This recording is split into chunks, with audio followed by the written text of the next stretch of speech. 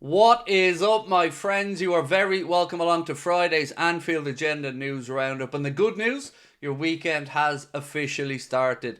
I'm going to give you the latest from Arne Slot's pre-Carabao Cup final press conference. We're going to link Liverpool to Alexander Isak once again, but ask, will he sign a new contract at Newcastle?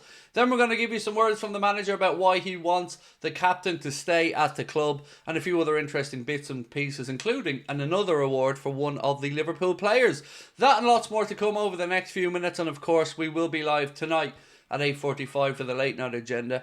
I hope you guys had a chance to watch the predictions video for the weekend that we put out earlier on. Do let us know your thoughts on the 8 Premier League games that I covered in the comments. Right, let's get into it. So, on Isak, Anfield sector have posted to say that Alexander Isak, well, speaking about the potential of a new contract at Newcastle, said, yes, as I've said, I'm not thinking about the summer, but I want to be a talking point when the season is finished. And he went on then to speak about the fact that he wants to be at a club that are challenging for trophies, and Newcastle are currently doing that. So, you know, he has to say these things. He can come out and say, yeah, I want to move away, especially the week before a cup final. But it will be interesting to see if Newcastle's stance softens as the season goes on. There's already been a renegotiation, shall we say, publicly about the asking price. Now they're talking about upwards of 100 million, which is certainly better than 150 million being the starting off point. So we'll have more on this for you over the next few days, but let's wait and see if he plays much of a role in the League Cup final on Sunday, which of course we hope he doesn't. We hope that Az can keep him quiet. So, breaking, Mohamed Salah has won the EA Sports Player of the Month for February. Congratulations to Mo on another accolade, and it kind of just makes you wonder, imagine not giving this man a new contract. Could never be us, right? Well, hopefully that gets put to bed soon as well, because there has been some talk, as we mentioned yesterday, that over the international break the club are going to look to sort out those contracts for Virgil and Mo. So fingers crossed we get some positive news on that.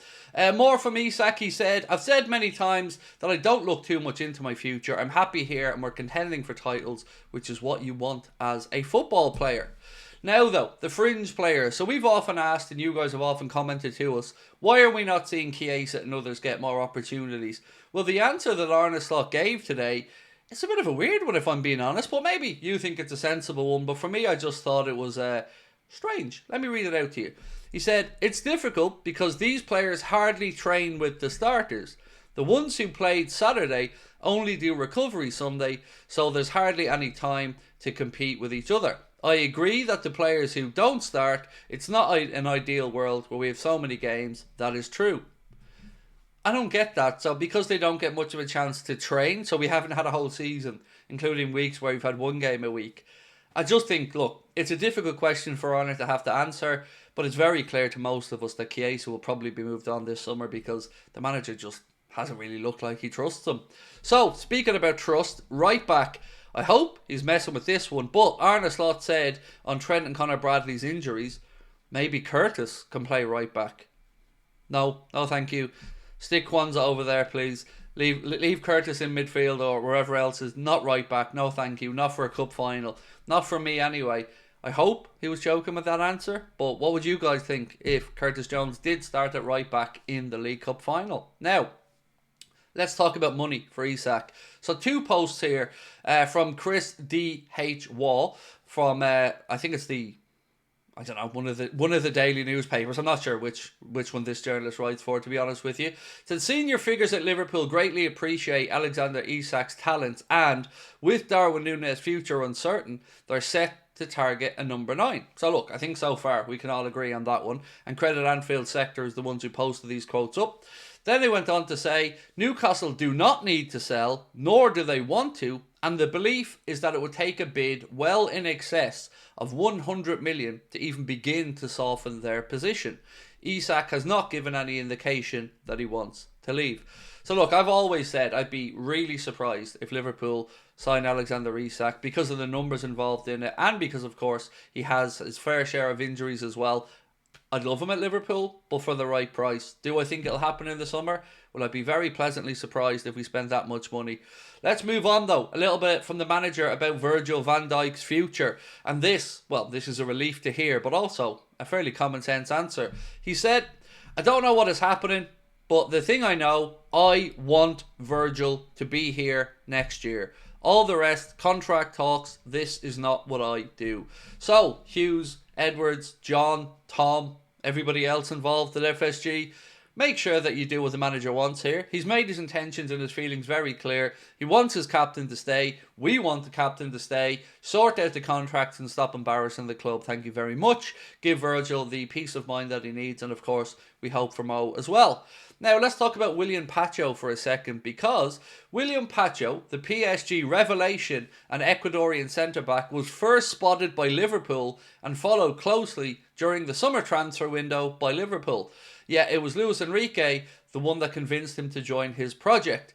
The reason I'm bringing this up is because, once again, it's a player we've looked at, monitored, tracked, like the look of, but not pulled the trigger on, and he ends up elsewhere. That is frustrating to hear as a fan, because he was clearly available to move, and now he's a PSG player and played very well over the 2 legs against us. Another one that we can say Hughes and Edwards dilly-daddled on and missed out. So again, less procrastination, more signing please lads in the summer. But we're supposed to believe these gents are going to pull off 6 or 7 signings over the summer.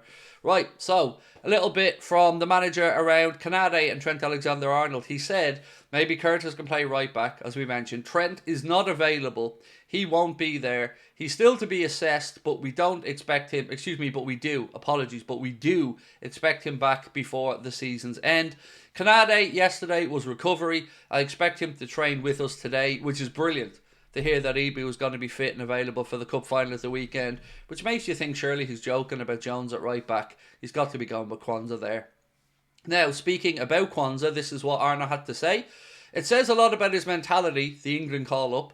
I changed him versus Ipswich, and Virgil and Ibu are such a strong combination. So every time he plays, everybody can see he is a talent. He had some setbacks. He has reacted and shown in recent performances. He's outgrown being called just a talent, and that's what Thomas Tuchel has seen. He's done well for us in a position he's not used to. The right back is strong, fast and comfortable on the ball, and he gives us something different on set pieces too. You saw where he hit the post.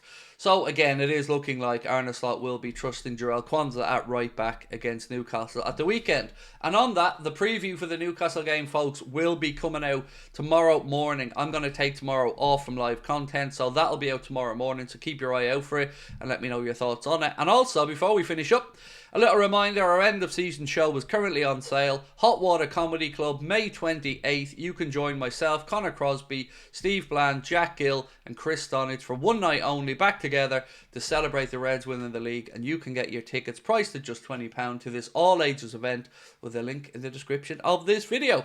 Now look, I hope to see you back tonight, 8:45. Other than that, the next live stream will be Sunday for the final, but do join us tonight at 8:45 where we'll go through it all and have a talk about what exactly we're expecting this summer. Much love, my friends. Enjoy your weekend. We'll talk soon. Bye-bye.